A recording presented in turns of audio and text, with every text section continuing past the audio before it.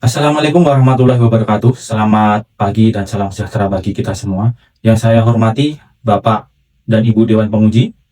Pada kesempatan yang sangat berbahagia ini, perkenalkan saya Muhammad Nur Haryadi untuk mempresentasikan hasil penelitian tesis saya yang berjudul Model Bisnis Retail Bahan Bangunan Modern.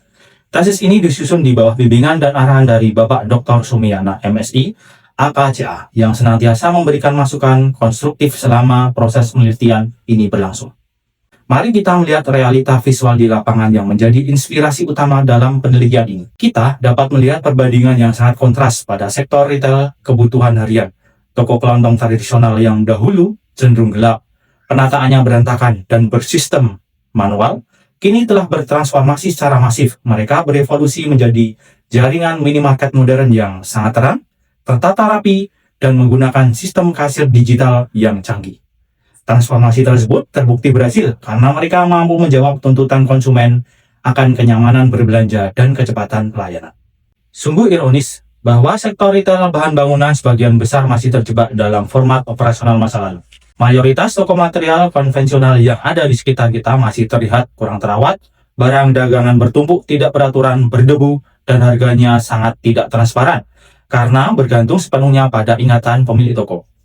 Memang saat ini sudah mulai muncul modernisasi berupa supermarket atau megastore bahan bangunan berskala raksasa. Sayangnya, solusi format raksasa tersebut memiliki kelemahan strategis. Letaknya seringkali berada jauh di pinggir jalan raya utama atau kawasan pinggiran kota. Hal ini tentu menjadi sangat tidak praktis bagi konsumen rumah tangga yang hanya membutuhkan perbaikan ringan secara mendadak. Oleh karena itu, ide dasar dan konsep utama dari tesis saya adalah menawarkan format bisnis model baru. Saya mengusulkan sebuah bentuk minimarket bahan bangunan berupa gerai satelit yang ukurannya lebih kecil, namun berlokasi sangat strategis di dekat mulut gang permukiman warga. Gerai ini akan ditata secara terang dan rapi, didukung sistem kasir modern, dan didedikasikan secara khusus untuk melayani kebutuhan perbaikan harian secara cepat dan praktis.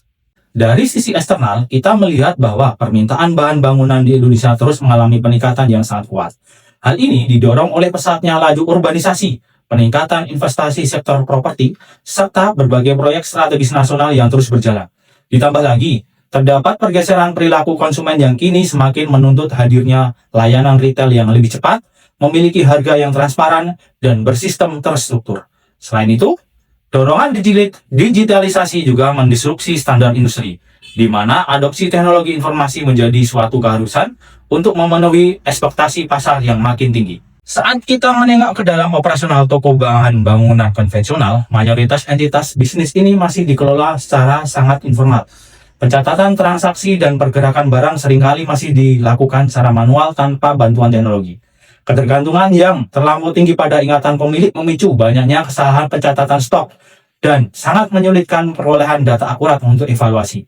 Kondisi inefisiensi operasional ini tentu saja akan menjadi kendala krusial bagi pelaku usaha untuk melakukan ekspansi bisnis, terutama karena terbatasnya kapasitas sumber daya manusia dan ketiadaan integrasi sistem logistik yang tangguh. Rumusan masalah dalam penelitian ini difokuskan pada tingginya inefisiensi pada retail bahan bangunan konvensional.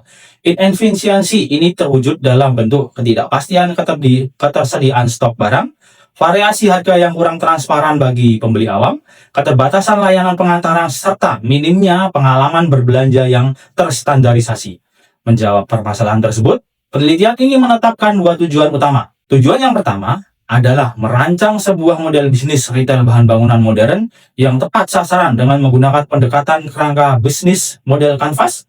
Selanjutnya, yang kedua adalah mengukur secara menyeluruh kelayakan strategis serta potensi keberlanjutan usaha dari rancangan model bisnis retail modern tersebut dalam jangka panjang. Saya menggunakan 4 landasan teori utama sebagai pilar penelitian. Landasan yang pertama adalah bisnis model kanvas, yaitu kerangka kerja strategis yang sangat efektif untuk memetakan logika penciptaan nilai perusahaan melalui 9 blok bangunan secara visual dan sistematis.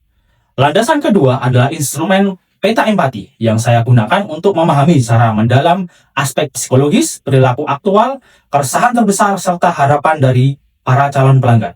Landasan ketiga adalah analisis value, yaitu kerangka untuk mengevaluasi kapabilitas dan sumber daya internal perusahaan guna memastikan terciptanya keunggulan kompetitif yang berkelanjutan. Kemudian, landasan yang keempat adalah analisis kelayakan finansial yang digunakan untuk mengukur potensi profitabilitas model bisnis melalui perhitungan net present value, internal rate of return, payback period, serta analisis sensitivitas terhadap berbagai skenario risiko. Penelitian ini mengaplikasikan metode kombinasi atau mixed methods research untuk mengusung desain sekuensial exploratory. Pada fase awal yaitu fase kualitatif, saya melakukan pengumpulan data melalui wawancara mendalam yang melibatkan berbagai informan kunci mulai dari pemilik toko bahan bangunan, manajer operasional, tenaga pemasar dari pemasok, hingga perwakilan konsumen dan kontraktor. Hasil eksplorasi kualitatif ini kemudian saya validasi silang pada fase kuantitatif melalui penyebaran survei kuesioner. Survei ini berhasil mengumpulkan data dari 323 responden yang valid di wilayah Kabupaten Sleman, Daerah Istimewa Yogyakarta, dan sekitarnya. Pada fase akhir, saya melakukan sintesis dan analisis kelanjutan untuk menguji kelayakan finansial menggunakan skenario simulasi proyeksi keuangan selama kurun waktu 5 tahun ke depan.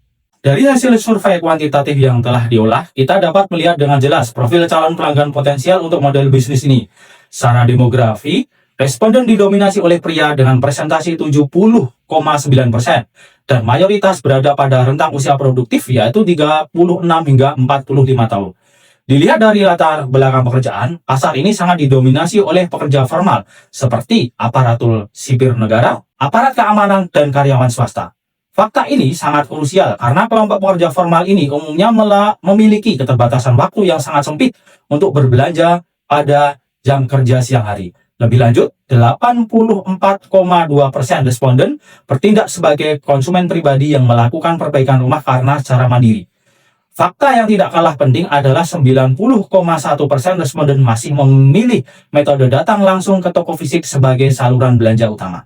Beranjak ke analisis psikografis melalui peta empati, saya berhasil memetakan dua aspek paling vital, yaitu keresahan dan harapan pelanggan. Keresahan utama yang terus-menerus dialami pelanggan meliputi ketidakjelasan harga jual yang dirasa sangat subjektif, rasa frustasi ketika toko bahan bangunan sudah tutup saat mereka baru pulang kerja sore atau malam hari, kesulitan ekstra saat harus membawa material berukuran besar melalui gang permukiman yang sempit, serta kebingungan pelanggan awam saat harus memilih spesifikasi material teknis. Sebaliknya, harapan terbesar yang mereka dambakan adalah kehadiran toko dekat dengan pemukiman dengan jam operasional yang jauh lebih fleksibel.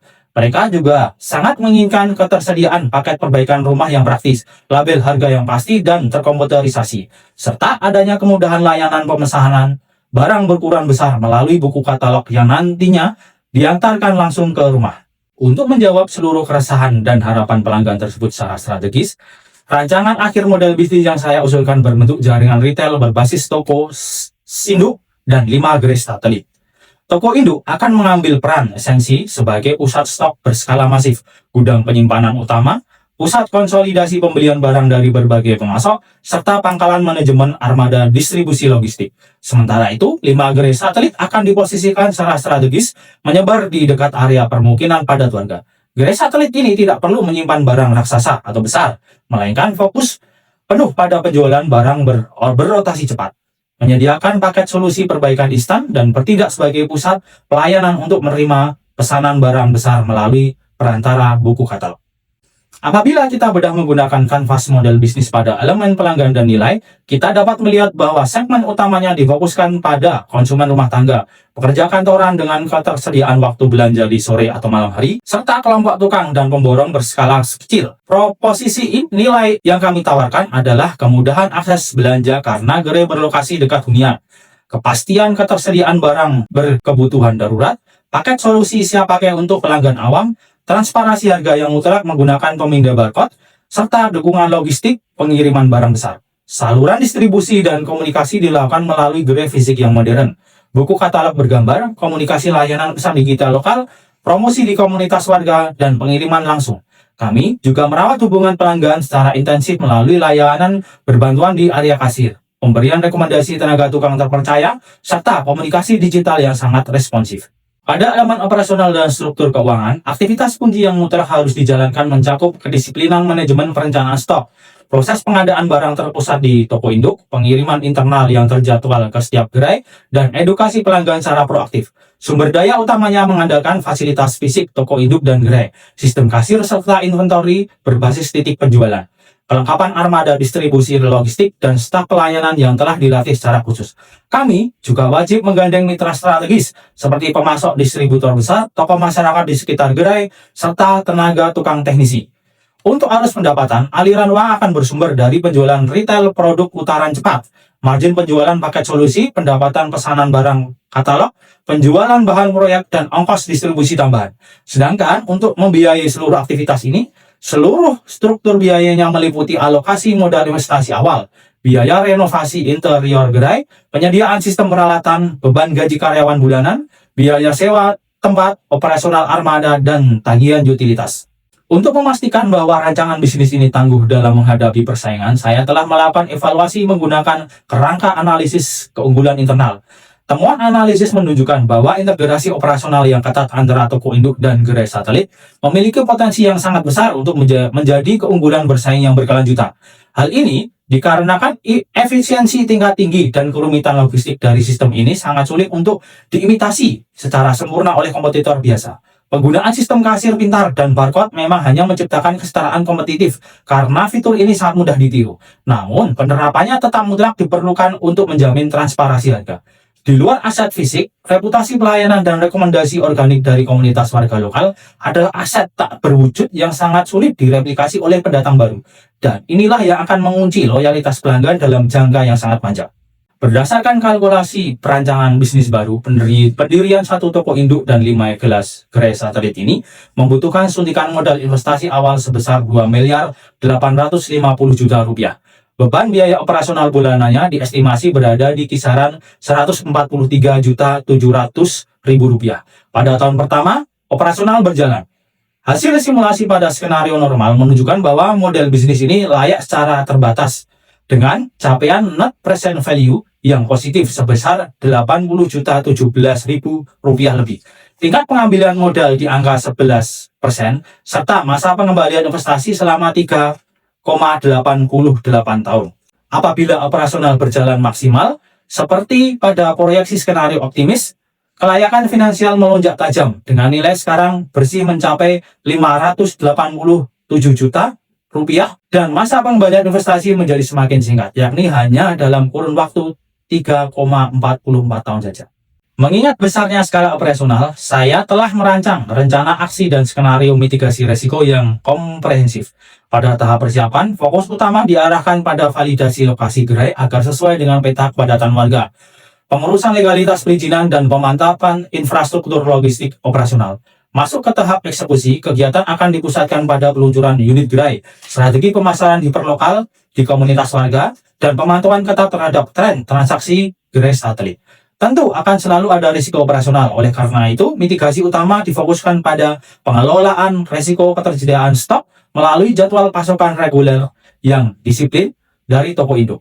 Selain itu, perusahaan wajib mengawasi pembekakan biaya operasional dengan melakukan pengujian bertahap pada 1 atau 2 awal gerai sebelum benar-benar melakukan ekspansi ke 5 gerai secara penuh. Sebagai penutup presentasi ini, dapat ditarik kesimpulan bahwa konsep bisnis retail bahan bangunan modern yang diajukan ini sangat layak dan sangat relevan untuk dikembangkan. Model ini mampu merespon secara langsung pergeseran ekspektasi konsumen yang mendambakan kepraktisan dan kecepatan. Keberhasilan operasional di masa depan akan bertumpu kuat pada kedisiplinan manajemen persediaan serta efisiensi tingkat tinggi pada alur distribusi logistik dari toko induk ke gerai satelit. Sebagai bentuk kewaspadaan dalam berbisnis, saya juga telah menyiapkan strategi yang mencakup beberapa opsi, mulai dari opsi ekspansi yang lebih masif jika pasar bereaksi di luar biasa positif, opsi kemitraan strategis dengan entitas korporasi raksasa, hingga opsi likuidasi secara terstruktur apabila target dasar kelayakan finansial terbukti gagal terpenuhi di lapangan. Dewan penguji yang saya hormati, demikianlah paparan dari saya mengenai rancangan model bisnis retail bangunan modern. Saya sangat menyadari bahwa penelitian tesis ini tentu masih memiliki banyak ruang untuk penyempurnaan.